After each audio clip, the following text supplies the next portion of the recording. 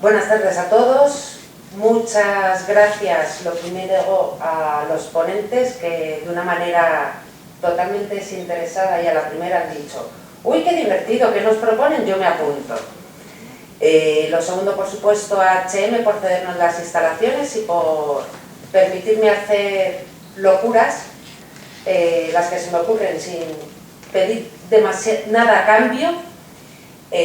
Por supuesto a Idorsia también, a la Fundación HM por el apoyo, y me presento un poco. Yo soy Marta Ochoa, soy la jefe de neurología de HM Hospitales, pero estamos aquí porque soy la presidenta de la Asociación Española de Neurociencias, que es una cosa que se nos ocurrió hace un año.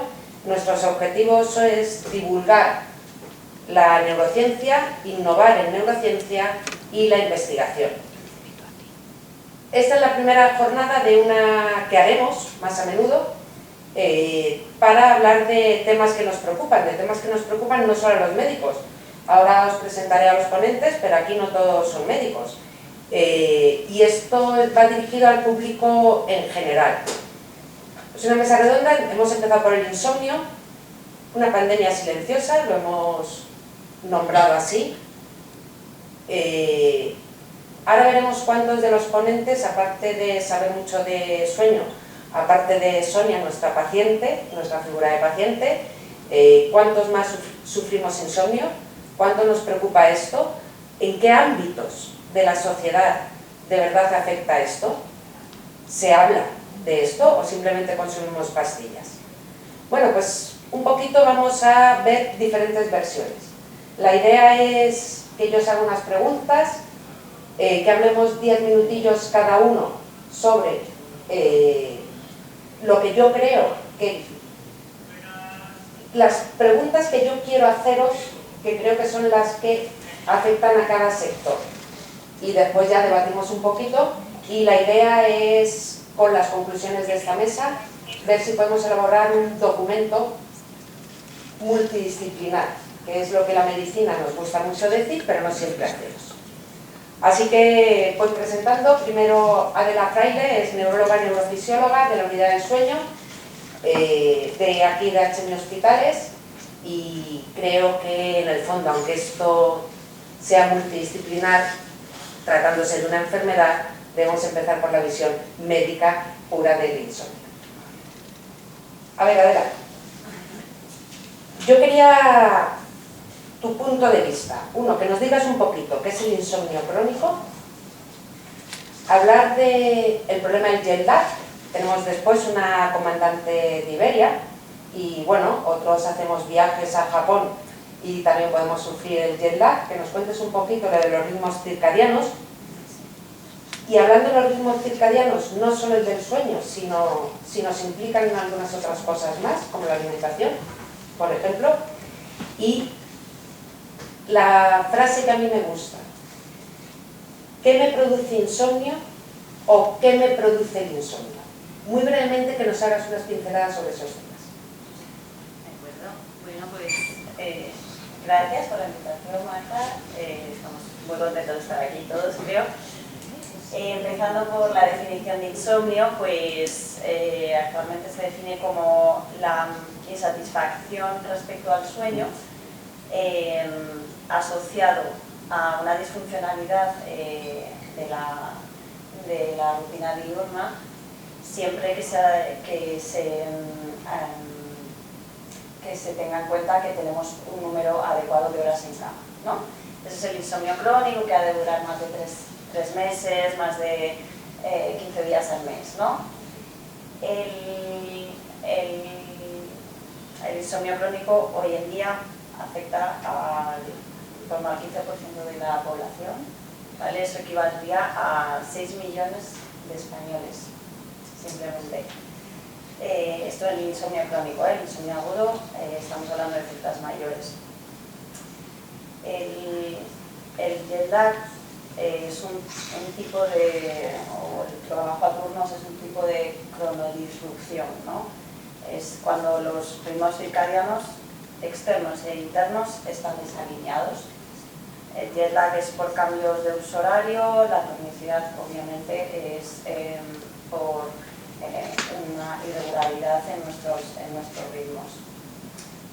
insomnio y el jet lag están muy interrelacionados porque las consecuencias de ambos son muy parecidas. Pues hay afectación en el metabolismo de lípidos, de la glucosa, hay afectación en la presión arterial, en la temperatura corporal, y yendo a enfermedades de mayor magnitud, pues enfermedades cardiovasculares, cáncer, enfermedades gastrointestinales, en una microbiota afectada, enfermedades de la inmunidad, como enfermedades inflamatorias.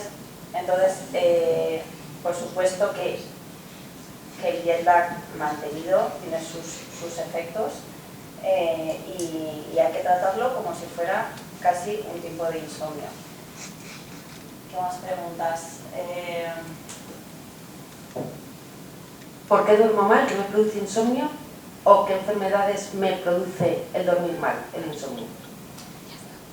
Bueno, duermo mal por muchas causas, ¿no? Hoy en día, pues el consumo de pantallas exagerado, los horarios de comida tan tardíos que tenemos en España,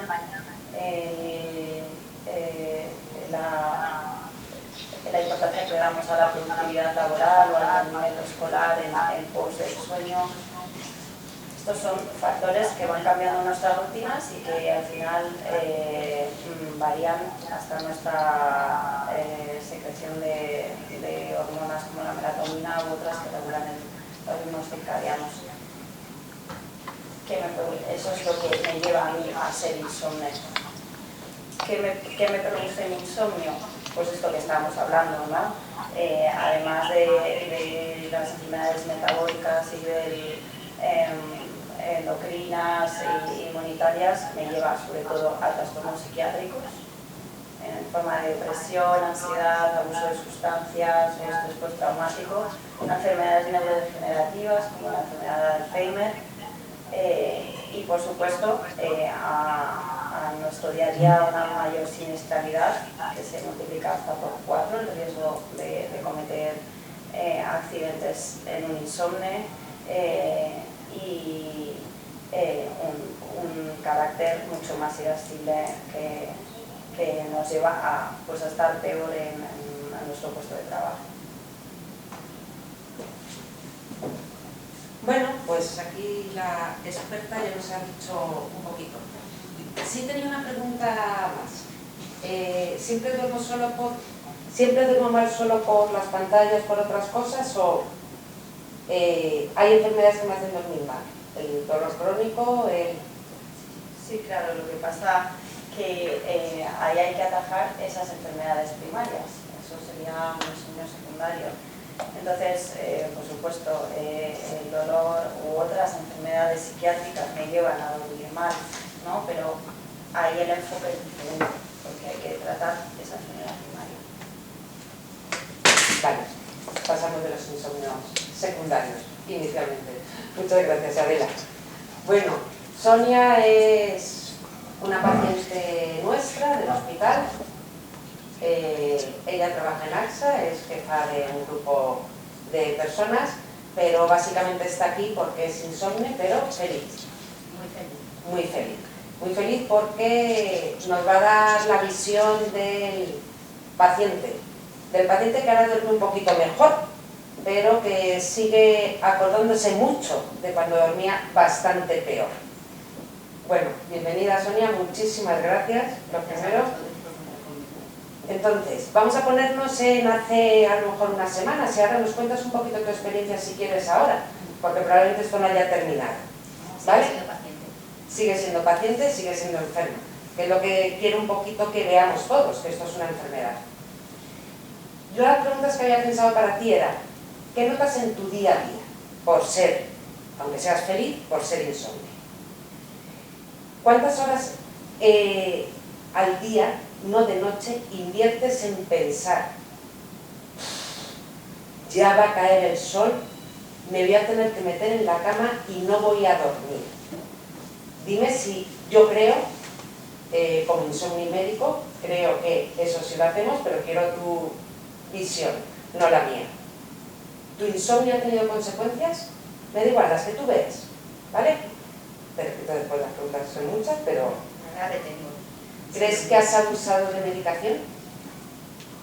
Muy bien, pues... El micro todo tuyo. Gracias por invitarme y gracias por el trato que me habéis dado, porque de verdad que existe la posibilidad de trabajar el insomnio. Y por supuesto que se puede ser feliz teniendo insomnio. No somos unos arrastrados, amargados, etcétera, aunque a veces pues, bueno, nos cueste sociabilizar un poco más por el cansancio que tenemos. Mi día a día, bueno, pues trabajando en AXA hay que empezar diciendo que es una empresa comercial. Yo llevo un equipo de 24 personas, con lo cual gestiono personas. Y sin dormir es difícil. Al final eres madre, profesora, psicóloga, jefa, y tienes que hacer un poco de todo, entender el cómo y bueno, pues posicionarte también en su situación. Entonces el día a día, no voy a hablar en negativo porque ya he cambiado después de trabajar con María, la psicóloga del sueño, que eso existe y de verdad que ayuda. Yo no sabía ni que existía y mi vida ha girado un poco.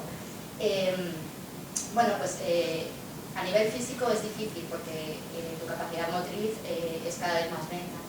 Y a nivel psicológico también cuesta, es decir, sociabilizar cuesta cuando tú estás trabajando y te salta un Teams y te dicen buenos días y dices, entonces ya llega el momento que dices, ostras, que me están diciendo buenos días y que me estoy enfadando, esto no tiene sentido. Entonces, bueno, pues esto era antes, es verdad que la mañana se sobrelleva. Yo tengo una pastilla propia, además de todas las que tengo en la mesilla, que se llama café. Yo sé que a los médicos no les gusta mucho, pero son mis alas y mi motor para poder acabar el día. Entonces, bueno, pues la mañana se sobrelleva con esos cafés. Es verdad que aunque no hayas dormido, estás más activa por la mañana. El problema llega a la tarde. Yo, bueno, tengo buen horario, la tarde la tengo libre, tengo capacidad de poderme echar la siesta, pero me enrabieta más porque no soy capaz de dormirme la siesta. Incluso viendo las películas de Antena 3, que no sé si hay un productor, pero pido perdón si lo hay. Pero es verdad que incluso viendo esas películas no consigo dormir. Entonces, bueno, antes me enfadaba, me ponía nerviosa, me movía. Ahora he aprendido a que no me voy a enfadar. Lo llevo de otra manera y esto ha sido después de verdad de trabajar con María. Entonces, la tarde, bueno, la sobrellevo. Sé que no me puedo quedar en casa porque entonces sería peor, con lo cual he vuelto a hacer caso a los médicos y estoy haciendo deporte. Es algo de verdad que viene bien, cuesta mucho cuando estás agotada porque es difícil arrancar, pero luego ves que físicamente también te viene bien, o sea, al final estás soltando, estás intentando cansarte y creo que eso también puede ayudar a contribuir a eso.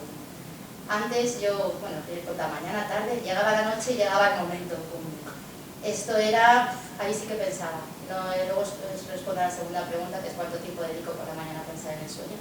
Pero sobre todo lo dedicaba a la noche. Yo llegaba a la hora de dormir y me entraba auténtica fobia. O sea, cruzaba la puerta de mi habitación y me daban taquicardias. O sea, yo decía, no quiero que llegue la noche, no quiero. Entonces, bueno, pues al final tomaba las pastillas y cuando ves que las pastillas no te hacen efecto porque tu tensión nerviosa puede más que esa pastilla, pues te sigues poniendo nerviosa, empiezas a tensar los músculos, es decir, la noche era lo peor. Ahora voy a contar mi ahora. Lo tengo reciente y por eso lo cuento así porque todavía me suena. El ahora es, bueno, pues soy como Cenicienta, me quedo hasta las 12 en el salón y a las 12 yo cojo rutinas. Es decir, lo que me han enseñado son que hay que hacer rutinas, hay que tener una higiene del sueño y yo soy muy obediente y lo estoy haciendo. Entonces, hasta las 12 yo me quedo en mi salón y a las 12 con Cenicienta a la cama. Luces apagadas, baño sin luz y a la cama se va a dormir. Yo es verdad que usaba mucho el móvil, ¿vale? Antes de dormir pues miraba serie de correos, miraba Instagram, Facebook, estaba whatsappeando. Ahora el móvil se queda fuera de la habitación, es decir, la tele también la he quitado, a la cama se va a dormir.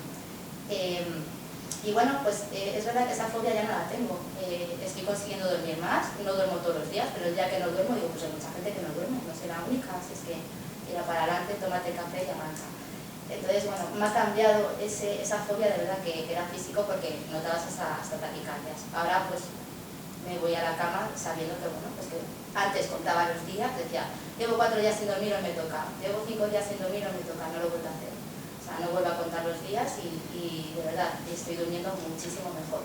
No todos los días, ni lo que quiero, pero bueno, es un recorrido que hay que trabajar. Yo siempre digo que cuando dices no puedo, el cerebro se para y yo le digo cómo quiero conseguirlo para que el cerebro se active y consigamos llegar a ese logro, de ese objetivo que tengo, y que lo voy a conseguir. O sea, lo tengo clarísimo. La segunda pregunta creo que la he respondido un poco, que es cuánto tiempo dedico por la mañana o por el día a pensar en que no voy a dormir. Es verdad que mi día a día es súper estresante, entonces no tengo tiempo de pensar que no voy a dormir. Y luego, bueno, pues a nivel familiar tengo 2 adolescentes, 18 y 16, por lo cual tampoco me dejan pensar demasiado. Por eso no pienso, en el día no lo pienso. Pensaba antes, pero cuando llegaba la noche, por el día no lo pienso. La tercera pregunta era si ha tenido consecuencias en mí, ¿no? Ha tenido consecuencias físicas. Es decir, yo llevo 12 años medicada, y la razón de la medicación fue pues porque todo esto de no dormir, toda la tensión que tenía, todo el estrés, me produjo síncopes de nervio vago. Yo perdía el conocimiento sin saberlo. A lo mejor estaba en una reunión y yo veía que me iba, pues bebía agua y a veces me iba y a veces no. Me salió un líquen plano, es decir, el sistema dermatológico también tuvo sus consecuencias, y bueno, pues investigando un poco con los médicos, pues se dieron cuenta también que el no dormir podía provocar todo esto del sistema nervioso y el sistema dermatológico, y ahí fue cuando empecé pues a tomar mis pastillitas. Y no sé si me salta alguna pregunta, seguro que sí, porque no he bebido mucho y no retengo todas. No, que cuánto has abusado de medicación, porque Bueno, si llevamos 12 años... Que si creo que he abusado, no, estoy convencida que he abusado, y si habláis con mi médico de cabecera, tiembla cada vez que me ve. Es verdad que la desesperación, bueno, he abusado hasta el hecho de que en mi cajón de la mesilla se llama Cepan. O sea, tenemos todos los Cepanes sabidos y por haber en ese cajón. Es complicado, porque, bueno, empiezas con la medicación porque te lo manda el médico, pero esa medicación cada vez te va haciendo menos, tu cuerpo se va habituando a ello, y cuando llevas a lo mejor, seguramente me diga la doctora que es imposible 5 noches sin dormir, a lo mejor es algo menos, pero cuando tú tienes la sensación de que llevas 5 noches sin dormir, puedes cometer auténticas locuras, porque necesitas dormir. Entonces, bueno, sí que he abusado de la medicación, sí que he abusado, y ahí sí que hay que tener cuidado porque no somos expertos, por lo cual puedes cometer alguna tontería sin darte cuenta, simplemente porque lo necesitas y por la ansiedad que tienes de querer dormir. Entonces, bueno, para mí ha habido un antes y un después, sigo siendo paciente, espero, bueno, pues que me sigáis tratando también, porque voy a seguir, todavía no estoy curada, entonces, bueno, pues es verdad que María, la psicóloga, me ha ayudado muchísimo a no enfadarme y a saber que, bueno, pues el no dormir es como poder tener, no sé, esclerosis o cualquier otra patología que lo mejor que puedes hacer es convivir con ella y ser feliz. Lo más bonito de todo, muchas gracias, es que seas feliz. Yo creo que esta es una intervención importantísima, ¿vale? Que es la que después vamos a ir viendo todos, pero es la realidad. Al final estamos en un hospital, es una asociación de neurociencias que estudia el cerebro y las enfermedades. Lo importante son los pacientes, los médicos podremos opinar, pero si no les escuchamos a ellos y somos muy conscientes de esto, pero bueno, eso para después. Vamos a seguir, muchas gracias, Sonia. Bueno, pues ahora nos toca Ariadna. Tenemos una piloto, ¿cómo se dice? Yo creo que a día de hoy los dos son correctos. Los dos son correctos. Una piloto, yo soy jefe, no jefa, una piloto de Iberia, de líneas transatlánticas. Cuando le he dicho un poquito a la doctora Fraile que hablase sobre el jet lag, y ya nos ha dicho ella un poquito que el jet lag mantenido puede tener consecuencias. Vuestra vida, desde luego, es espectacular y a todos nos encanta conducir un avión, ¿vale? Y saber aparcarlo, ¿vale? Me parece lo más. Ya, pero dormís cada vez en una cama. Yo, de hecho, cuando me voy de veraneo me llevo mi almohada, ¿vale? O sea, ya no me llevo el colchón porque no cabe en el coche, pero a una temperatura, a unos horarios, tenéis unos ritmos de trabajo, no sé, ahora cuéntanos un poquito cómo es vuestro día a día, cómo es vuestro horario, cuántas son vuestras jornadas, porque al final cuando más cansados estáis es cuando es más importante, que es cuando nos vais a aterrizar y en otras compañías aplauden, ¿vale? Cuéntanos un poquito cómo lo veis los que nos parecéis guays porque veis con unos uniformes perfectos, pero tenéis unos horarios que no son normales, De hecho, en 4 horas cambiáis y veis el sol y lo volvéis a dejar de ver, además literalmente desde la ventana. Y sí, tú eres muy joven, pero si tus compañeros, a partir de una cierta edad,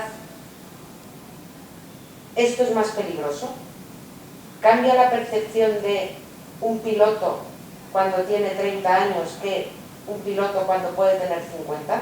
Cuéntanos un poquito tu experiencia. Yo nunca he volado un avión. Gracias, Ariana. Bueno, gracias por invitarme. Voy a intentar un poco contar varios puntos de vista porque evidentemente yo tengo mi parecer o actualmente desarrollo un tipo de operación concreta que es vuelos transatlánticos, pero evidentemente no tiene nada que ver volar por Europa, volar nacional, volar carga aérea, que suele ser toda de noche, que volar transatlántico, por ejemplo. Entonces cambia mucho toda la rutina de sueño, cómo afectan los ritmos circadianos, como decía Adela, etc. Hasta donde yo actualmente entiendo, los transatlánticos serían lo que yo creo que más afectaría en ese sentido a todo el trastoque del insomnio, ritmos circadianos, jet lag, porque como ya contabais, evidentemente esto afecta a todo, o sea, nosotros no tenemos una rutina de sueño ni por las horas en las que dormimos, ni por la cantidad de horas que podemos dormir, ni por los sitios en los que dormimos, ni todos los días son iguales, al contrario. Eso mismo también afecta a las comidas nunca son a la hora que toca, ni tenemos una higiene en ese sentido en la que podamos mantener una rutina, que también desencadena ciertos problemas que arrastran al sueño, y al final todo eso se va haciendo una bola de nieve cada vez más grande que yo creo que puede llegar a afectar mucho. Por otro lado, evidentemente, yo creo que cuando tú eliges este tipo de vida ya sabes un poco a lo que te enfrentas, entonces lógicamente tiene que gustarte un poco no tener esa rutina o ese decir, bueno, voy a trabajar en una oficina de 8 a 5 todos los días, y tiene que gustarte un poco esa pequeña emoción diaria, porque si no, desde luego estás sentenciado desde el día 1, eso está claro. Pero sí, nuestros días son muy distintos, nuestras semanas son muy distintas, o sea, nosotros no tenemos un patrón de todas las semanas voy a volar a Panamá, sino que una semana vuelo a Panamá, luego tengo 3 días libres y vuelo 4 a Perú, y luego tengo solo 2 días libres y me voy a Nueva York, y luego me voy a Tokio, o sea que si ya había acumulado un jet lag hacia el oeste de 6 horas, ahora acumulo uno de casi 10 hacia el este, y bueno, así vamos un poco saltando. Hay gente a la que le afecta mucho, hay gente de hecho que no puede mantener ese ritmo de vida y tiene que volver a pasarse a vuelos por Europa, que al ser más vertical y distancias más cortas, pues el jet lag evidentemente es mucho menor, porque no pasas de cambiar de 2, 3 usos horarios como mucho, porque evidentemente no todo el mundo puede llevar ese ritmo de vida. Si a eso le sumas otras enfermedades, hijos pequeños, mayores, adolescentes, da igual, o sea, cualquier edad, o incluso tu propia edad, o sea, no es lo mismo, como bien decías, pues esto con 20 o 30 que con 50 o 60, pues se va acumulando todo, y al final acabas, pues, yo creo que para cuando te das cuenta de verdad que estás en ese problema, ya estás muy metido, entonces es como muy difícil porque lo has ido sobrellevando de X manera. También es verdad que con el tiempo vas conociéndote más, cómo va reaccionando tu cuerpo, y estrategias o trucos para poder asimilar mejor esas carencias, evidentemente. Cuando estuve visitándoos, que fui un día a ver a las pilotas aviadoras, tenéis cuestionarios de somnolencia. Sí, de fatiga. De fatiga. Sí. Si nos puedes contar un poquito, ese tema me gustaría que nos dijeras. Creo que es de las pocas profesiones en las que de verdad Ahora después hablaremos con Elena y a los médicos no nos lo pasan. ¿Nos puedes contar un poquito por qué vemos que de verdad es tan importante que el piloto no se nos duerma? Claro, como decías al principio, sobre todo en lo que comentábamos en transatlántico, los vuelos son muy largos, o sea, estás hablando de vuelos de 8 horas en adelante hasta 12, 13, 14 horas de vuelo, y evidentemente me imagino que como los médicos que tienen guardias muy amplias también, no puedes estar esas 14 horas con un parausal como en el máximo, ¿no? O sea, al final tu umbral de atención tiene picos y va disminuyendo muchas veces. Entonces, cuando encima nuestro pico de mayor atención suele ser el aterrizaje, o sea, al final de todas esas horas, pues o sea, quiero decir, vas acumulando una fatiga que si tú pretendes estar todo ese tiempo con el estrés bueno por las nubes, literalmente, pues al final es complicado, ¿no? O sea, en algún momento tienes que descansar para mantener una atención constante, pero no tan activa. No sé cómo expresarlo de forma más técnica, esto los médicos sabréis mejor. Pero sí que es verdad que entonces a nosotros se nos pregunta mucho sobre la fatiga, porque lo que no se quiere nunca es que lleguemos a tener acumular una fatiga crónica, donde sería más difícil encontrar una solución. Entonces, sí que es verdad que ciertas líneas o combinaciones de líneas, pues lo que hablaba antes de ir de repente hacia el oeste y luego hacia el este en muy corto periodo de tiempo, pues se nota mucho esa fatiga, pero la idea es pues hacer estudios a ese respecto e intentar cuadrar nuestras programaciones de forma que esa fatiga nunca se cronifique, porque realmente nosotros evidentemente descansamos en vuelo, siempre vamos en nuestros vuelos normalmente 3 o 4 pilotos para ir turnándonos, pero al final en el despegue y en el aterrizaje no dejamos de estar los 3 o los 4 que vamos en la cabina todos juntos a la vez. Evidentemente pues todo el mundo puede estar un día peor, más cansado, menos, pero es muy difícil, aunque tú sepas que ese es tu trabajo y tu tarea, que a ti te digan que en mitad de un vuelo de 12 horas te toca dormir 2 horas y media y te digan en 3 horas tienes que dormirte. Bueno, ya, pero es que son las 12 del mediodía, ahora no me apetece dormir. Ya, pero es que es tu descanso. Tu descanso va de 12 a 2 de la tarde y si no puedes dormirte ahí, ya no vas a dormir en todo el vuelo. Entonces tienes que hacer lo que sea para dormir. Cada uno pues utiliza sus métodos, hay gente que se llama su almohada, hay gente que se pone yo me pongo nanas, que cada uno al final tira de lo que puede, pero también está esa presión que contaba Sonia antes, de que cuando sabes que tienes que dormir ahí te va generando un estrés y una ansiedad que al final pierdes más tiempo pensándolo, que tienes que dormir porque tienes que dormir y tienes los ojos fuertes y te concentras, al final estás haciendo fuerza con los dientes y los ojos, pero dormir no duermes. Entonces, bueno, al final algo te relajas, descansas si puedes, no son 2 horas y media, pues es una, pero hay que ir sobrellevándolo. Entonces eso al final, pues si no eres capaz de controlarlo, pues te genera una fatiga, y si esa fatiga se cronifica, pues ahí es donde ya tienes que dejar de volar, porque no es posible llevar un avión teniendo fatiga crónica, es realmente peligroso. No es como un coche que dices, bueno, paro en el arcén o en un área de servicio y luego seguimos. O como el camionero, ¿no? Es poco más. En la nieve no hay arcenes. No, todavía. Muchas gracias, Ariana. Pues ahora tenemos a Elena. Elena es cirujana plástica de H&M Hospitales, y los cirujanos plásticos, aparte de hacer cosas de estética, hacen otras cirugías muy complicadas. Elena tiene muchísima experiencia, ella trabajó en Burgos, ¿no?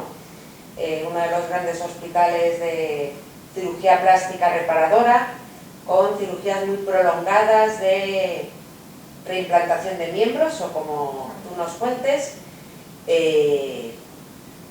Y bueno, quiero que nos cuentes un poquito algunas de las cosas. Me voy a dejar las preguntas, pero las voy a ver para que de verdad ¿Cómo son esas guardias? A ver, yo creo que es diferente, y por eso estás aquí, creo que es diferente la guardia de un médico de puerta, que sí, que podemos estar 24 horas despiertos, a la guardia de, que nos vas a contar, de alguien que tiene que estar reimplantando un miembro y cómo son esas cirugías. ¿Cómo lo lleváis?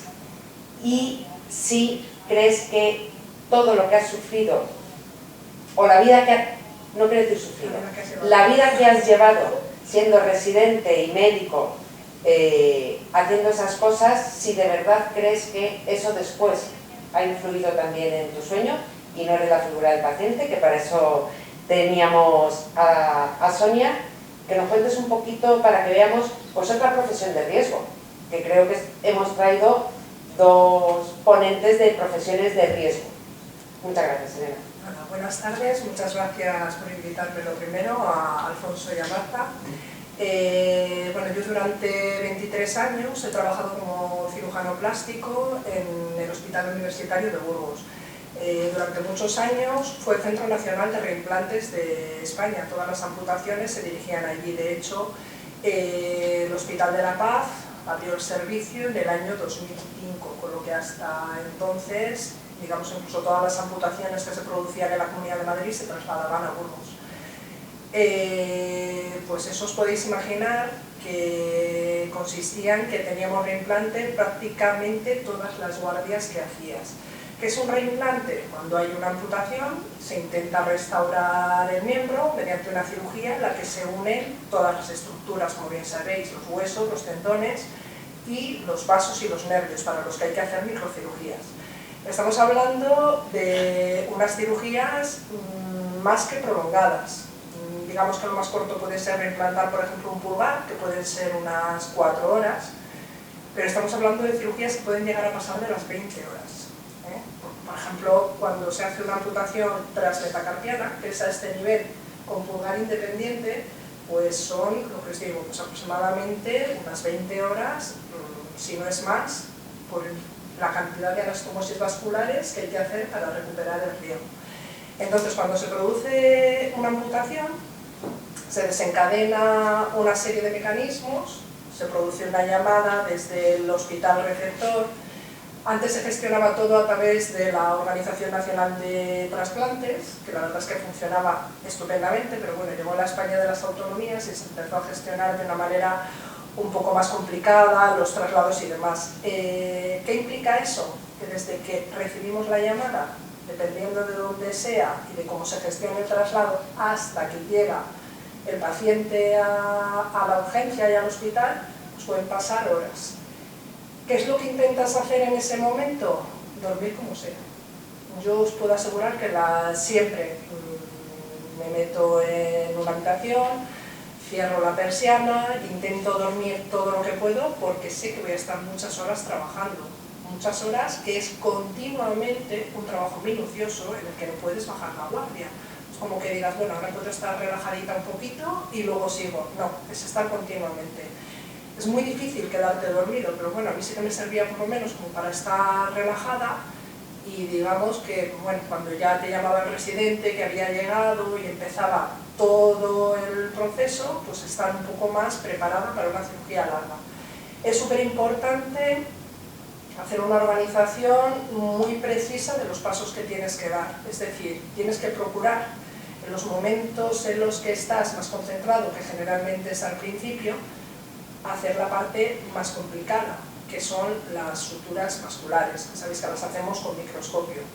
La microcirugía, la verdad es que es tremendamente desesperante. Vosotros ya os podéis imaginar que dar puntos en la piel, un músculo, le damos prácticamente con los ojos tapados. Pero debajo de un microscopio las cosas son diferentes. Entonces, cuando la fatiga va aumentando, os puedo asegurar que el hilo pasa, vuelve a pasar para el otro lado y ni encuentras el vaso ni encuentras nada. Por regla general, los reimplantes llegan en mala hora. ¿Qué significa que llegan en mala hora? Muy poquitos llegan a las 8 de la mañana cuando se empieza la jornada. No, tienen que venir, te avisan a las 6 de la tarde, lo que llega te da a las 12 de la noche, y entonces ahí se desencadenan unas noches larguísimas, porque luego, claro, a las 8 de la mañana ya vienen compañeros de reemplazo y demás. Bueno, nosotros después de la experiencia de muchos años siempre estábamos 2 adjuntos y 1 o 2 residentes, entonces pues bueno, tienes un poco de recambio.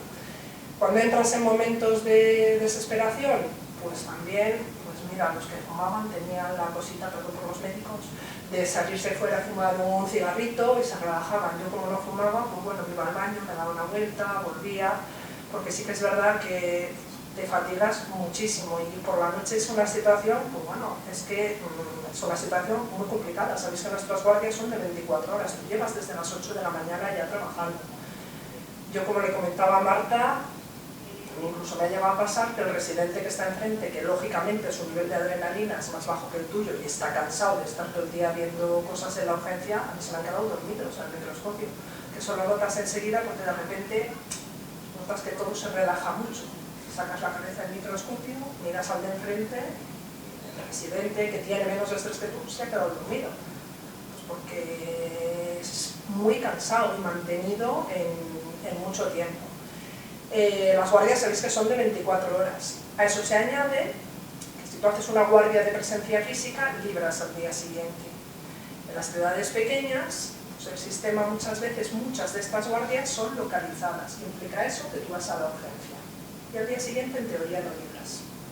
Porque al día siguiente tú puedes, después de haber estado toda la noche trabajando, tener consulta. Nosotros nos organizábamos para no tener quirófano y bueno, pues dependía siempre de que, claro, que estabas hecho polvo, que no podías más y que un compañero te supliera, pero no siempre se conseguía. Y luego lo que vas notando con los años, yo solo notaba muchísimo que lo que a los 20-30 años me suponía al día siguiente estar hecha polvo, mira que fui echando años, 2 días después seguía hecha polvo.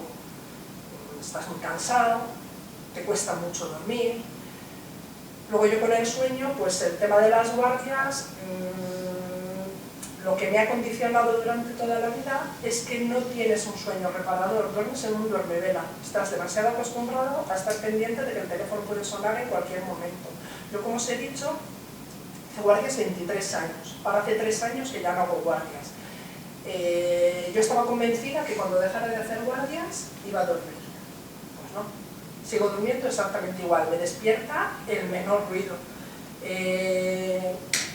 Para mí una noche buena, y además es que me he llegado a normalizar, es despertarme 3-4 veces, volverme a dormir, y yo creo que eso es normal, que creo que no, pero bueno, para mí es normal y al día siguiente, por regla general, tampoco noto un cansancio, ahora que no hago guardias, exagerado, antes cuando hacía guardias sí que el cansancio era tremendo.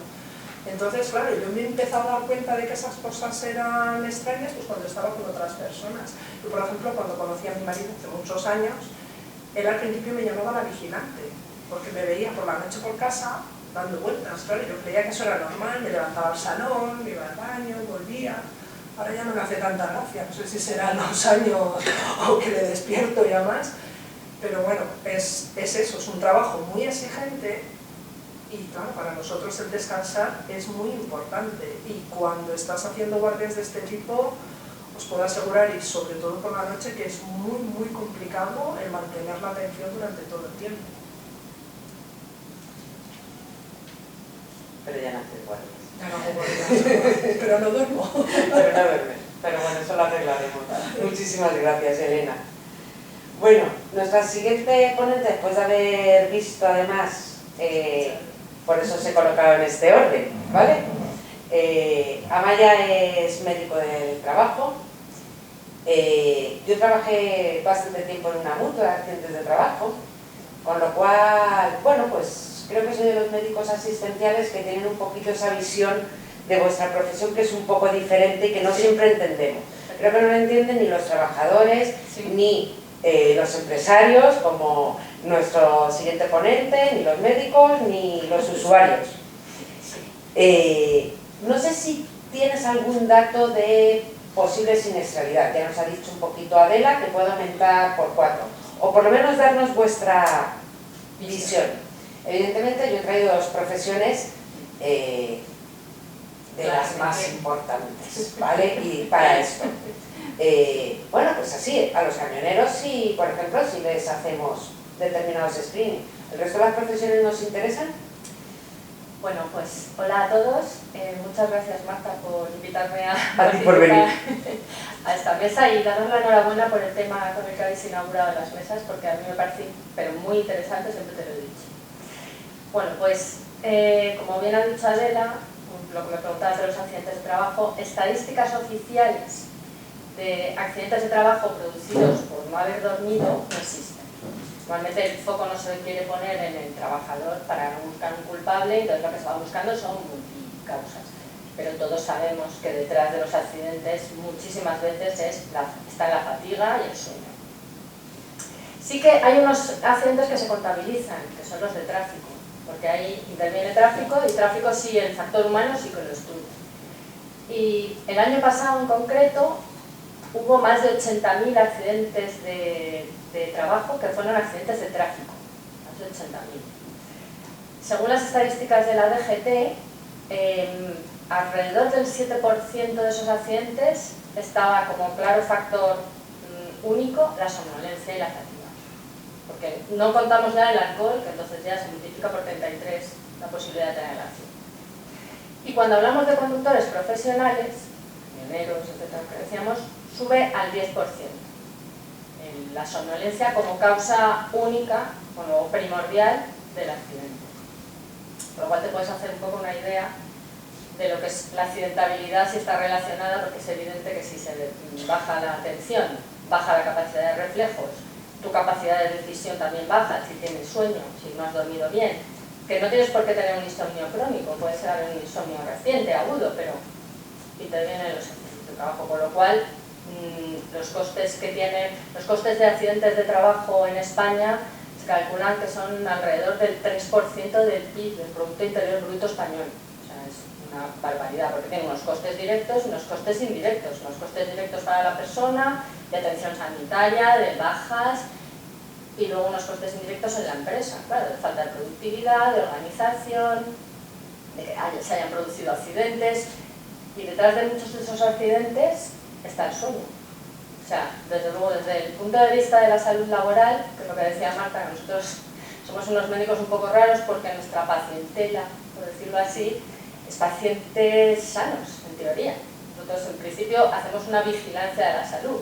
Se supone que tenemos gente sana, que tienen un tesoro que es la salud, y nosotros lo que tenemos que preservar esa salud. ¿Los médicos de trabajo tenemos en cuenta el sueño? Muchísimo. Ya no solo personas que estén diagnosticadas de insomnio crónico, que para nosotros ya eso es un extremo, que pueden incluso tener que estar de baja, sino el insomnio del día a día. Yo lo que he percibido es que la población en general desconoce un poco lo que es el proceso del sueño. Mucha gente piensa que dormir es desconectar, descansar y ya está. No se dan cuenta que luego tenemos una segunda actividad paralela durante el sueño, durante el descanso, que es de recuperarte, tanto física como psíquicamente. Si no cumples esas fases del sueño, es decir, yo creo que la cuestión no es dormir horas, sino dormir horas bien dormidas, o sea, un sueño de calidad. Y nosotros sí que vemos mucha gente que presuntamente está sana, pero que realmente, por ejemplo, hábitos de sueño, hábitos de higiene del sueño no tienen buenos, y todo eso, en el primer entorno en el que se nota normalmente si no has dormido, es en el laboral. Con lo cual, tenemos mucha paciente, la presuntamente sana, que realmente apunta maneras ya para poder entrar en un colectivo de patología, o sea, de poder caer al final en un insomnio crónico. Y luego, por supuesto, lo que comentábamos con las profesiones que tenemos aquí, cuándo se mira y cuándo no se mira en las profesiones, la fatiga, o por qué a unos les hacen los cuestionarios, otros no. Nosotros, desde luego, como protocolos de vigilancia de la salud obligatorios, tenemos aquellos trabajadores a los que les están obligando a romper su ritmo circadiano. Es decir, si tú tienes que trabajar de noche, o de vez en cuando tienes que trabajar de noche, tienes trabajos a turnos, te están haciendo romper el ritmo circadiano. Y eso puede traer asociado una serie de patologías. Y nosotros sí que ponemos foco antes de que aparezcan esas patologías para poder detectarlas cuanto antes. Desde trastornos del metabolismo, síndrome metabólico, por supuesto los trastornos del sueño, que es lo primero que se nos ocurre, pero también hipertensión, aparición de cánceres, se están haciendo bastantes estudios con el tema del cáncer, porque parece ser que hay asociaciones, por ejemplo hay un estudio de enfermeras de UCI que trabajan de noche, que parece ser que tenían más incidencia de cáncer de mama, es decir, sí que hay asociaciones significativas. O sea, que hay una serie de patologías que se asocian a tener trastocado el ritmo circadiano. Las personas que trabajan en turnos fijos por la noche, pues durante un tiempo lo pasan mal, unos 6 meses, y después durante unos años se van acostumbrando, pero claro, hay que entender que nunca te acostumbras del todo, no puedes acostumbrarte del todo. Las personas que tienen turnicidad, si tuvieran tiempo de descansos entre medias, pues a lo mejor su hipotálamo puede acostumbrarse un poco a esos cambios, pero el problema surge en otras profesiones en las que no es tan fácil prever cuándo vas a tener un turno de 20 horas, porque es cuando surja, ¿no? Que yo creo que es donde veo lo más complicado para poder adaptarse de los trabajadores. ¿Y se ocupan las empresas de estos temas? Pues las empresas que tienen trabajos a turnos y trabajadores nocturnos se ocupan, sobre todo porque la ley les obliga, entonces se ocupan, es evidente. ¿Están muy informadas las empresas de los riesgos a largo plazo que tiene el no dormir? Pues ahí ya voy a echarme un poco culpa de los sanitarios en concreto, los sanitarios de medicina del trabajo, ¿no? Tal vez deberíamos hacer más hincapié, ya no en las empresas que tienen trabajadores a turnos, que eso no, aparte de obligar la ley, está muy claro, sino en el resto de empresas. Yo creo que pecamos de no darle tanta importancia al sueño como se tiene. Y ya por último yo quería, que de eso no hemos hablado, pero es que yo soy una fiel creyente en los cronotipos. O sea, yo creo firmemente en los cronotipos, porque como soy búho y lo paso tan fatal por las mañanas, creo totalmente en los cronotipos. Y entonces escuché en unas charlas de sueño, del Instituto del Sueño, que en algunos países nórdicos los servicios de recursos humanos ya estaban teniendo en cuenta los cronotipos, tanto para contratar, sobre todo cuando hay trabajos a turnos, como para organizar equipos de trabajo. Es que me pareció la medicina 5.0 ya, la medicina del trabajo 5.0, pensé. El día que lo pongan aquí en marcha voy a ser la primera que me voy a apuntar a promocionarlo, porque yo no sé si estará Adela de acuerdo conmigo, pero vamos, me parece que sería un avance inmenso desde el punto de vista laboral si estas cosas estuvieran en cuenta, pues desde programación de vuelos, programación de guardias, programaciones de turnos de fábricas, de empresas, disminuiría la accidentabilidad, la morbilidad, o sea, saldríamos todos, es un win-win. No sé si he vendido esta propuesta. Cronotipos comprados. Vale. Pues muchas gracias. No sé si... No, que no sé si te... No, creo que más o menos te he contestado. Vale. Me importa, ¿no? Se nota que nos importa. Sí, ahora hablamos, que he apuntado algunas cositas. Vale, pásale el micro a David o nos cambiamos de sitio. No lo sé. Bueno, David, has dicho, Maya, una palabra horrible que es recursos humanos. David no es director de recursos humanos, es director de personas.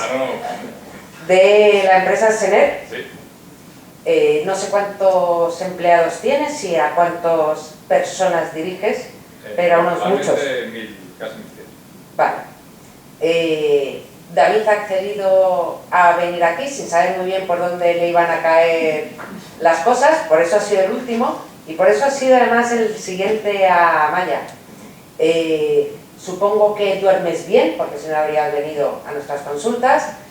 Supongo que no sabías nada de insomnio, porque no eres médico ni enfermo.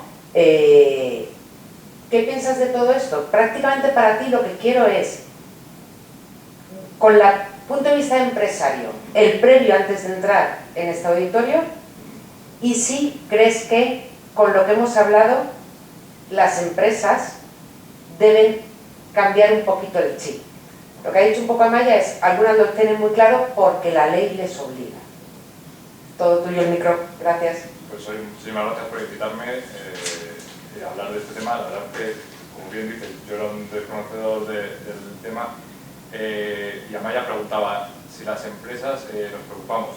Yo creo que las que no tenemos turnos no nos preocupamos. O sea, realmente, hay que ser sinceros, no nos preocupamos mucho del tema. Y sí que creo que después de oíros, y porque todos somos conscientes de que el cansancio disminuye nuestras capacidades, las propias, las cognitivas, la toma de decisión, la capacidad para recabar información, etc. En empresas de alta tecnología como nosotros, donde hacemos trabajos que un cable mal puesto puede suponer una tragedia, pues creo que es relevante. Y no lo sabemos. Perdón, que no he dicho que es que Senet fabrica cohetes y misiles o satélites espaciales, ¿vale? O sea, que no es el cable de una bici, del freno de una bici. Sí, sí. Entonces, yo primero creo que no se estudia desde la parte de medicina del trabajo. Yo creo que no se analiza los accidentes que ocurren debidos a esta patología, y las empresas tampoco somos conscientes porque no conocemos las patologías por las que los empleados causan baja. Es algo que normalmente no conocemos, es un tema de protección de datos, y no sabemos hasta qué punto nos puede llegar a afectar este proceso. Yo creo que hay dos partes en las que nos puede afectar. Nos puede afectar la parte de productividad económica, pero nos puede afectar la parte más intangible de la calidad del trabajo y de no cometer errores en nuestro trabajo. Pues hace bastantes años leí un artículo decías que no había estudios sobre esto, no sé qué fiable, era de Harvard, que decía que estimaban que se perdían alrededor de 8 días de trabajo por causas del insomnio. No sé si está muy actualizado, es de hace tiempo. Entonces, claro, eso llevado a términos económicos de una empresa como la nuestra, que puede tener en nuestro sector un coste medio de 125 euros por persona al día, más o menos, y llevado a 1000 personas, estamos hablando de unos 300.000 aproximadamente de coste productivo. Pero claro, detrás de eso hay mucho más. O sea, no es solamente el coste productivo, es la calidad de vida de esa persona, es la toma de decisiones. No sé si conocéis un caso de hace 2 años, en 2020, fue un año... se lanzó el primer satélite puramente español completo, el Ingenio, que es un lanzador Vega de construcción europea, y estalló en el lanzamiento. Después de muchos análisis y demás, eran 2 cables que habían puesto mal. O sea, todo un proyecto que duró 10 años de fabricación, más de 400 millones de euros, fue cuestión de 2 cables. Podría ser por causas de cansancio, por muchas causas, pero podría ser una causa, y eso, pues, para que veáis el impacto que puede tener no solamente la productividad, sino más allá. Entonces, ¿me parece relevante? Sí, porque además creo que afecta, o sea, nos decías antes que era el crónico 15% de la población, luego imagino que será mucho más el que no es crónico, pero el agudo también afectará bastante a la población. O sea, pues el poder... Estamos hablando de mucha gente, de muchas personas, muchos trabajadores. Entonces, yo creo que es relevante y nosotros no tenemos ni conocimiento ni hacemos medidas para evitarlo, salvo que sean empresas que tengan profesiones asociadas como los pilotos o los médicos, pero nosotros no, y también nos puede afectar, igual que al resto de profesiones. Entonces, no somos conscientes del problema que tenemos. ¿Y crees que sería interesante que las empresas, independientemente de medicina del trabajo, salud laboral, hiciesen chequeos, igual que hay empresas, grandes empresas, que hacen chequeos a varones de mayores de 50 años, te hago el chequeo de cáncer de colon, próstata, tal, no sé cuántos? ¿Por qué no hacemos un chequeo del insomnio? Buena sí, pregunta. Tenéis 8 días al año de un gran empresario. Al final todo esto normalmente viene por la medicina de trabajo, que analiza distintas causas y va poniendo pautas. Entonces, antes solo se hacían reconocimientos médicos, ahora se ha especializado, dependiendo de qué área trabajes, tienes que ampliar a ciertas pruebas adicionales, ahora se hace riesgos psicosociales, o sea, esto va creciendo. Entonces, es verdad que las empresas vamos un poco detrás porque no somos las que proponemos, viene normalmente la legislación por detrás nuestro, que es la que nos empuja normalmente a hacer esto. ¿Hacemos prevención? La justa. O sea, no, es verdad que no tenemos muy puesto el foco en ello, pero al final pues tenemos unos recursos limitados. ¿Que podríamos ampliarlos? Sí, pero también cuesta. Y eso al final nos obliga a tomar las medidas que creemos que nos puede ayudar en todos los ámbitos.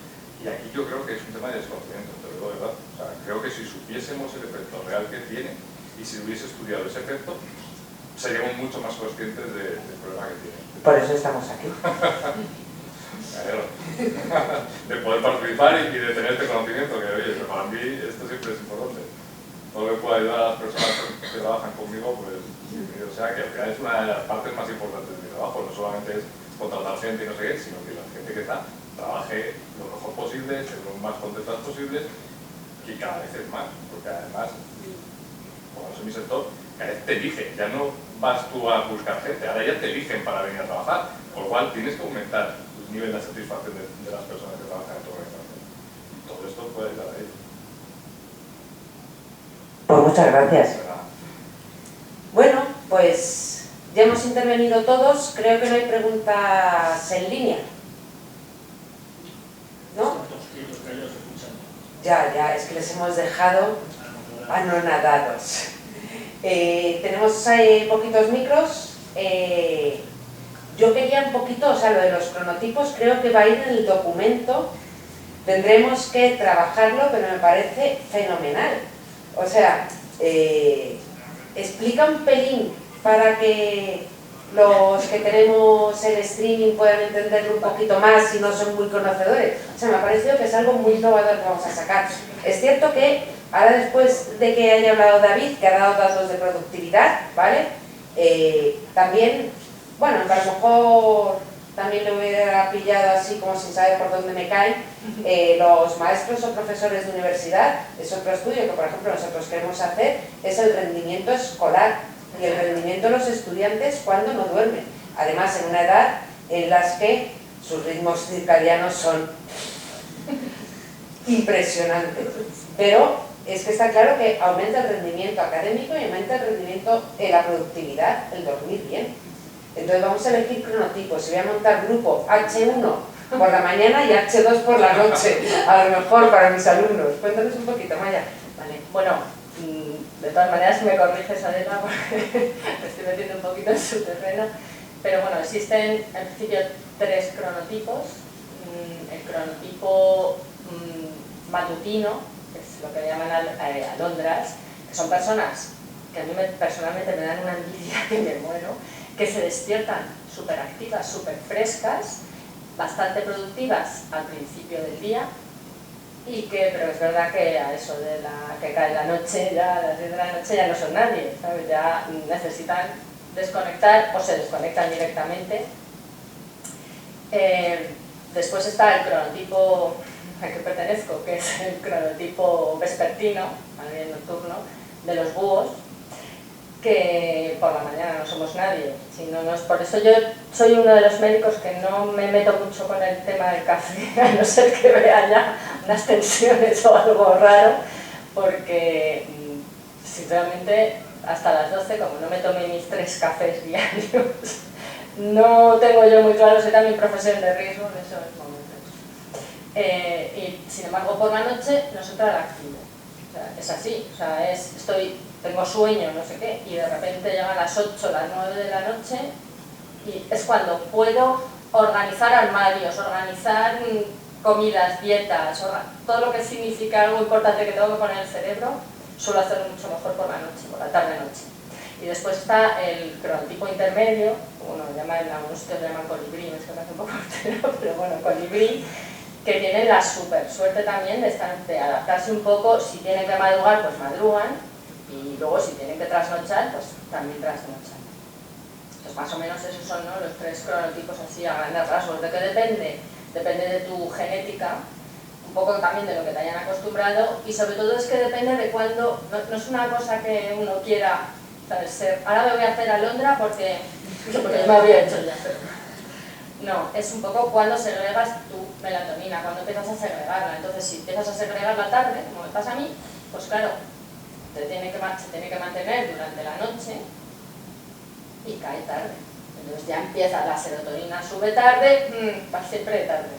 Y al revés, si eres de las personas que la segrega pronto, a eso de las 9, 10 ya están bostezando, se mantienen en el tiempo, pero cae pronto, cae hacia las 6 de la mañana, entonces están frescos como lechugas. Y luego el hipotálamo de cada uno que se adapta según es muy suyo y se va adaptando. Entonces, también en los países nórdicos parece ser que empezaron a haber principio, retrasaron la hora de entrada en los institutos para los adolescentes, porque los adolescentes tienen la mala costumbre de tener un cronotipo más bien búho. Por eso, no es que sean puñeteros de estar viendo el móvil hasta las tantas y luego no hay quien te levante, sino realmente es que se lo picuerpo. Con lo cual se dieron cuenta que si empezaban a las 10 de la mañana los institutos, bueno, los centros de secundaria o de instituto, pues mejoró el rendimiento. Y sobre todo les pusieron a primera hora actividades tipo gimnasia, o sea, actividades que les activaban. Y después ya matemáticas y tal, pues hacia las 12, cuando ya estaban despejados, cuando ya estaba su organismo activado. Entonces, al ver que eso estaba funcionando y mejoraba bastante el rendimiento escolar, fue cuando los equipos de personas decidieron que por qué no aplicarlo a los adultos también en el trabajo, pero adaptándote al distinto cronotipo, porque cuando ya eres adulto ya has ido apuntando maneras, ya dejas de ser tanto búho y conforme vas avanzando los años el cronotipo búho pues se pierde o sí, poco menos, ¿no? Y se vuelve uno un poquito más alondra o polifásico, ya te duermes a todas horas. Ahora podríamos hacer una actividad y es con los carteles darles la vuelta y que cada uno decida qué pajarito es cada uno de nosotros, sería divertidísimo. No lo vamos a hacer. Bueno, no sé si alguno más queréis intervenir. Yo creo que las conclusiones las sacaremos. Me quedo con cosas muy interesantes. Bueno, de Sonia, ¿cuántos tardaron los médicos en darse cuenta que gran parte de tus síncopes y los trastornos? O sea, eso es el problema. Ahora hemos decidido que es por el insomnio. ¿Por qué tardamos tanto en darnos cuenta? Y es cierto que yo ahora ya, como también medio estoy en la unidad del sueño y soy neuróloga, a lo mejor pregunto, pero ¿los médicos preguntamos a nuestros pacientes cómo duermen? No.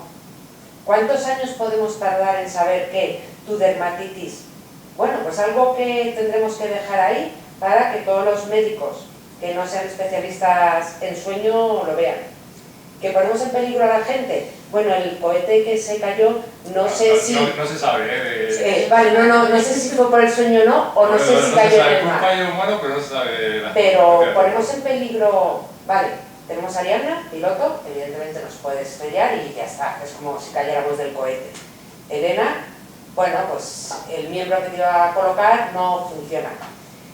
Pero otra cosa que lo hemos pensado, Adela y yo, y es un estudio que queremos hacer, que una enfermera mía que está a turnos, esa siniestralidad pone en peligro a alguien. Si me equivoco de pastilla del paciente, sí. Y ahora, yo hablando como médico, creo que a lo mejor tenemos que dar una vuelta a cuántas profesiones y cuántas cosas. Y no solo estoy hablando de coches, ¿vale? Que una enfermera que coge el metro, que vive en Móstoles y viene caminando hasta aquí, se equivoque de pastilla o no termine de ver bien y apunte mal la tensión de un paciente, ¡guau! Habrá muchas otras profesiones que consideramos que no son de riesgo. Me encanta que lo que habéis dicho Amaya y David de no, nosotros hacemos lo que la ley nos obliga. Has dicho que las empresas vais por detrás porque primero es la ley. Pues yo creo que a lo mejor tenemos que concienciar a toda la sociedad, que es la sociedad la que va por delante diciendo, perdona, tengo derecho a descanso, tengo derecho a no sé qué, considero que esto es un problema, vamos a darle un poquito de visión. La ley al final lo único que hace es regular una necesidad de la humanidad, o bien por problema ético, o bien por problema social de convivencia. Bueno, pues si la sociedad empieza, para eso está la Asociación Española de Neurociencias, para divulgar estas cosas, empieza a concienciar que esto es un problema, a lo mejor conseguimos una ley. No me voy a meter en polémica, tenemos una del tabaco, pero a lo mejor nos pueden obligar a dormir, aunque como bien habéis dicho, nadie os puede obligar a dormir. Y harían una cosa, dice, cada uno hace lo que puede. Yo me llevo mi almohada cuando me voy a Asturias, tú cantas nanas, sin decir nombres y si puedes decirlo. ¿Crees que algunos compañeros tuyos abusan de medicación para poder dormir esas 4 horas cuando no están indicadas? Es decir, un zolpidem, que es así de rapidico. Bueno, la verdad que no, de nombres eso no entiendo. Sí que es verdad y eso sí que es conocido, que mucha gente en nuestra profesión utiliza la ayuda de la melatonina para iniciar o poder conciliar el sueño cuando realmente no es tu momento, ¿no? O sea, yo por ejemplo soy muy fan de lo de los cronotipos también y para mí sería ideal, y al menos es una cosa que como muchas veces nosotros cuando tenemos que hacer descansos durante el vuelo, como intentamos ponernos de acuerdo entre nosotros, pues al final cada uno con su cronotipo, ¿no? Aporta, yo si no te importa prefiero dormir aquí en este momento que vengo más cansado o vengo más despejado o he dormido súper bien una siesta justo antes de venir. Pero bueno, eso es lo ideal y eso no siempre pasa, y luego están pues los retrasos que todos conocemos, indeseados en los aeropuertos, la meteorología y luego la jornada se va alargando más de lo que a uno le gustaría o lo que tiene programado inicialmente, y entonces ya es cuando se empieza a descolocar un poco todo. Pero sí que es verdad que yo tanto como medicación de los cepames no entiendo, yo no le he usado nunca ni fuera ni en mi trabajo, entonces no te puedo decir. No lo creo, básicamente porque me parece que una cosa así con prescripción no creo que nadie la recetara, sabiendo nuestra profesión, y sin prescripción lo veo muy peligroso y nadie se la jugaría, además de que nosotros tenemos controles aleatorios continuamente de sustancias de todo tipo y también regulares, o sea que sería muy arriesgado porque supone perder tu licencia de vuelo, o sea, y dejar tu vida profesional. No creo que nadie se metiera en eso. Que es otra cosa también que me ha llamado la atención de lo que has dicho. Si te tomas un Cepam, pierdes la licencia, pero si tienes fatiga crónica, que tenemos que intentar evitarlo, y estás aquí como profesión más vistosa, pero es que creo personalmente que es trasladarla a lo mejor a otras profesiones. Si tengo fatiga crónica, al final pierdo también mi licencia. Sí, pierdo mi trabajo, en porque no puedo trabajo, si un médico te certifica que tú tienes fatiga crónica, dejas de volar. O sea, se te suspende el certificado médico, que es lo que apoya tu licencia básicamente, hasta que ese tema se solucione. O sea, no puedes volar si tú tienes certificado por un médico o tú manifiestas que tienes fatiga crónica. Otra cosa es que tengas un episodio de fatiga aguda, que evidentemente pues, todos podemos pasar por ahí en algún momento. Pues se toman las medidas y se soluciona. Pero no se puede volar con una fatiga crónica. No sé si alguno queréis hacer alguna pregunta a otro, yo sí que tenía una para Sonia. Nos ha quedado un poquito, creo que sí lo hemos dicho, ¿no? Has nombrado, buenos días, ¡oh! Ya me enfado, ¿vale? O sea, el punto de vista social, por ejemplo, con tus hijos o con tus amigos, ¿tú qué repercusiones crees o has vivido? Las que creo, yo lo tengo claro, cuando esto de no me hables que he dormido mal es una frase muy hecha y que yo utilizo, ¿vale? Cuéntanos un poquito. Yo diferencio entre familia, trabajo y amigos. Diferencio entre familia, trabajo y amigos.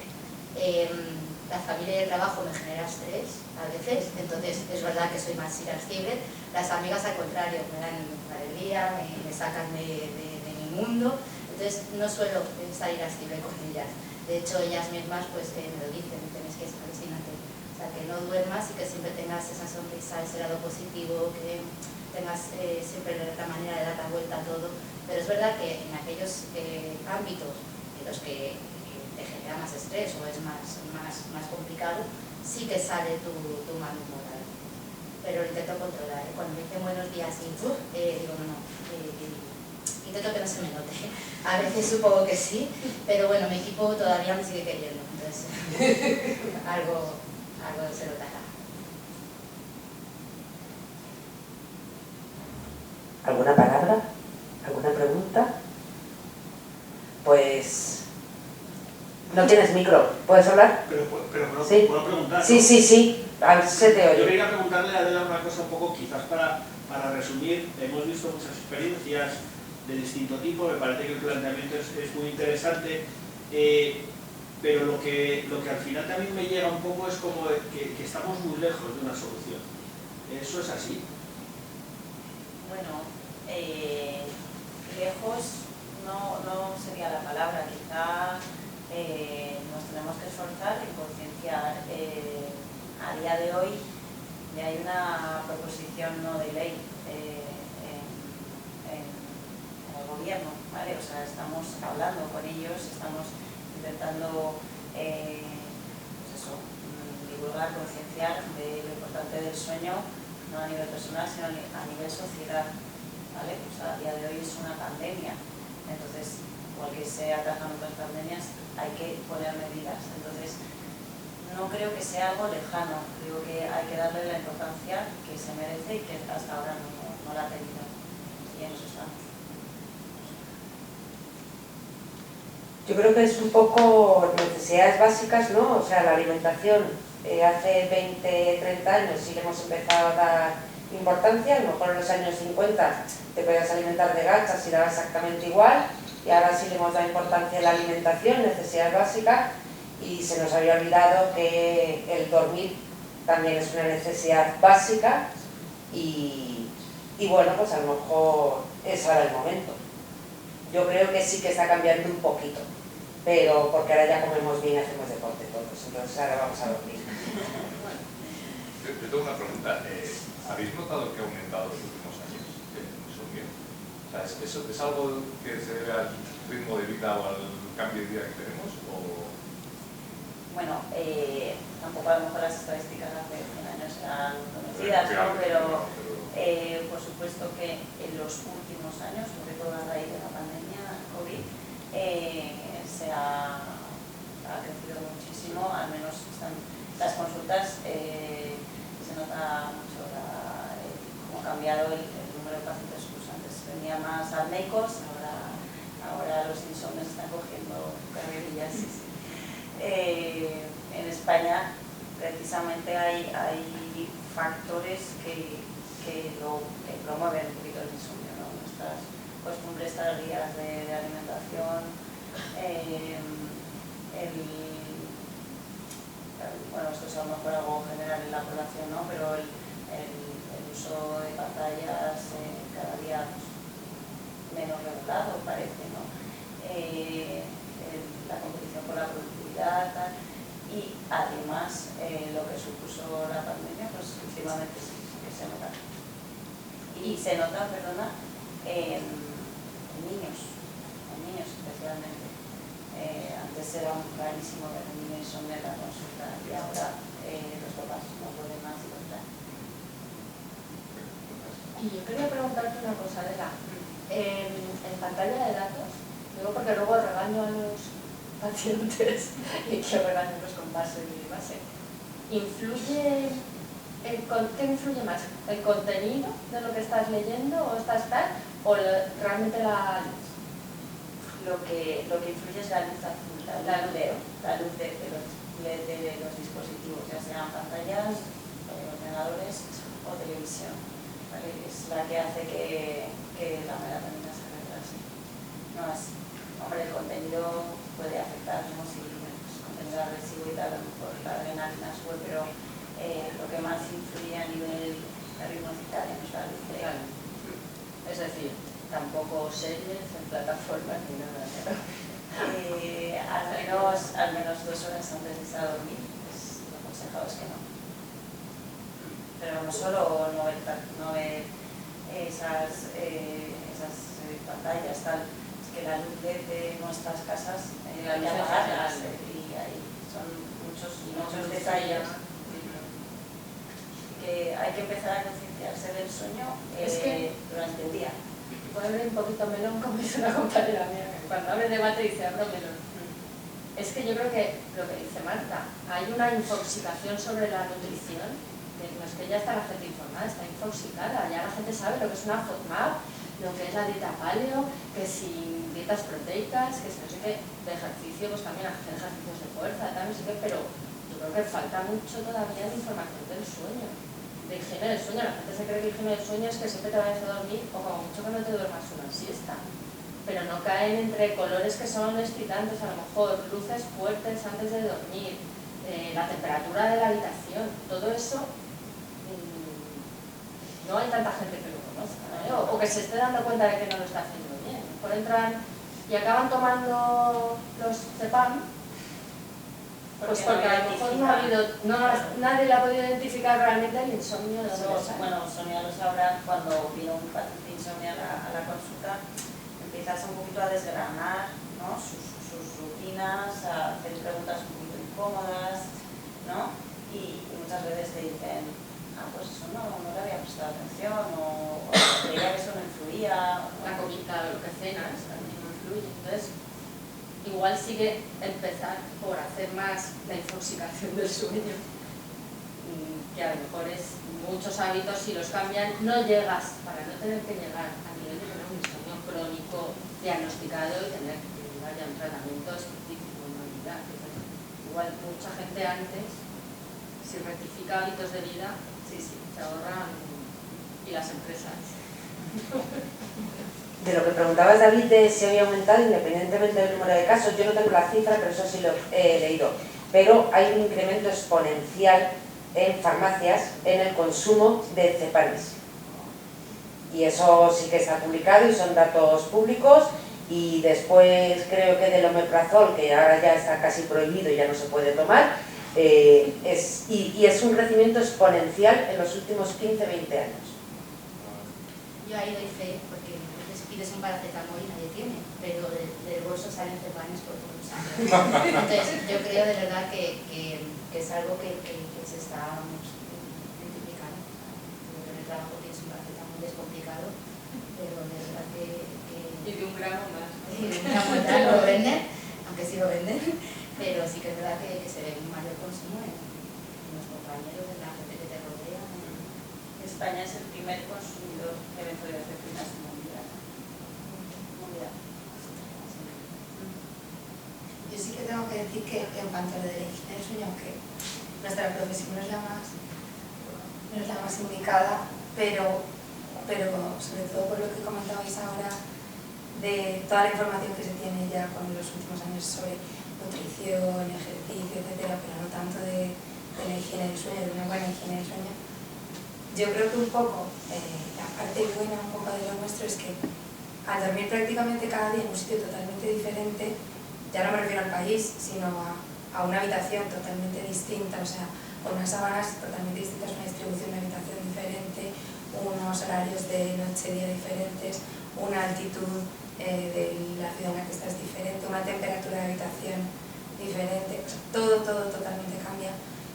Al final tú vas creando tus manías o vas entendiendo que coges cosas de un sitio y cosas de otro y vas entendiendo que te adapta mejor para dormir lo mejor posible. Entonces, creo que eso por un lado tiene su parte mala, pero creo que también la gente que es lo normal, que duerme todas las noches en su habitación, en su cama, tiene su edredón, que sabe si es calentito o más fresquito, tiene su habitación, sabe que la luz del sol entra por las mañanas por ese lado. O sea, no es consciente de que, lo que comentabas, de que a lo mejor pequeños cambios podrían mejorar su calidad del sueño, no tanto la cantidad a lo mejor, pero la calidad mejorarla aunque fueran pocas horas. Y yo creo que en eso sí nosotros tenemos pese a que es un contra, un pequeño plus en decir, bueno, como he probado tantas cosas, Me quiero las ya sé que me gustan las almohadas más blanditas o más gorditas, los edredones tal, dormir con la luz más tenue, un ladito, no. Creo que es un poco, lo recomiendo a todo el que pueda, que vaya probando diferentes colchones, almohadas, temperaturas, porque pues a veces duermes mejor incluso pasando un poquito de frío que tan acalorado y te despiertas, no sé, hay muchas variables que a priori parece, yo creo que no son tan importantes o que no eres consciente de que se pueden cambiar porque siempre las has mantenido y de repente te das cuenta de que hay otra forma de dormir un poco mejor. Interesante. Pues yo creo que damos por finalizado, ¿no? Muchísimas gracias de nuevo a todos vosotros, me ha parecido una tarde muy divertida. Estaremos en contacto y os mandaré un resumen y por supuesto cuento con vosotros para la siguiente mesa redonda, que no sé si seréis los protagonistas, pero desde luego que nos escuchéis, que nos sigáis y muchísimas gracias por apoyar a la Asociación Española de Neurociencia.